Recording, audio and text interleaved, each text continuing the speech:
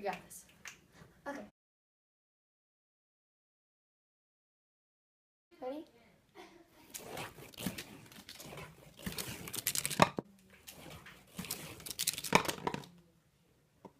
This is the Momentumator. Created, right? This is our roller coaster. So the point at which the potential energy is the highest is at the top, because that's where it's the highest off the ground, and that's when it has the most potential energy.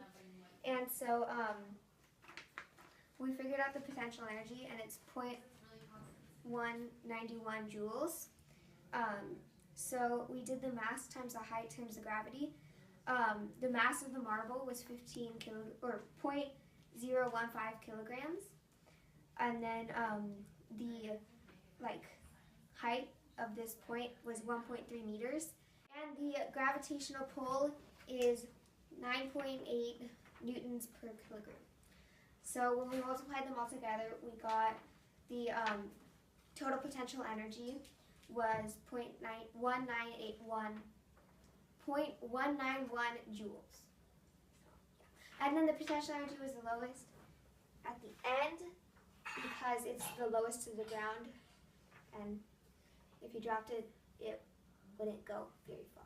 Okay. So the highest point of kinetic energy would be at the bottom because that is the lowest point of potential energy. And the lowest point of kinetic energy would be at the top because that is the highest point of potential energy. So the calculation for the kinetic energy is mass times speed squared over 2. So what we did was we got the mass of the glass marble that we're using. Where is it? It's probably in there. And we got 0.015, and then we multiplied that by the speed it took for the marble to get all the way down the coaster, and that is 1.42, and then we squared that, and then we divided that by 2, so we got 0.03 over 2, and then we got kinetic energy equals 0.02 joules. When the marble is going downhill here, here, and here, that is when there's positive acceleration because it's gaining speed as it goes down.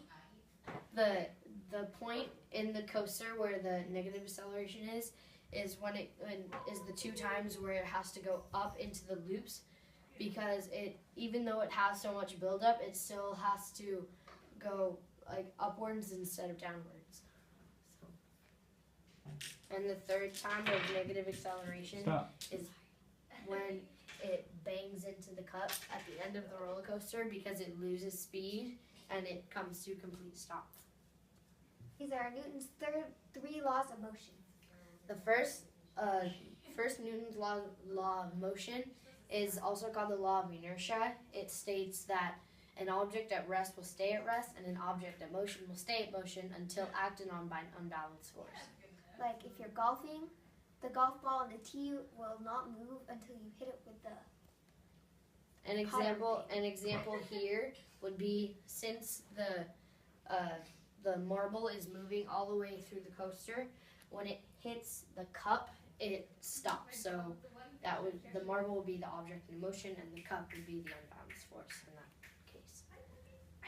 Newton's 2nd law of motion states that the more mass that an object has, the more force it will take to move that object with an acceleration. So if there was an object that had a mass of 2 kilograms and an object with a mass of 4 kilograms, it would be much easier to move the object with 2 kilograms of mass. Mm-hmm. An example would be if you were trying to push an elephant, it would be much harder than to push a ruler on the floor. Or peanut, you should. And Newton's 3rd law of motion is every reaction has an opposite and equal reaction. So an example of that would be 2 bumper cars. When they bump into each other, they're going to get pushed apart from each other.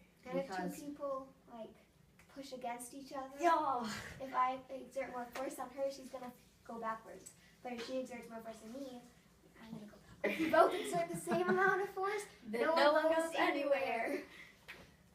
So the 2 forces that slow down the marble on the roller coaster, the first one that we came up with was friction. So like if like you had a sticky substance that had more friction, it would slow down the marble more than if you had a like slippery substance with like less crevices. Or the bumpy surface of the piping.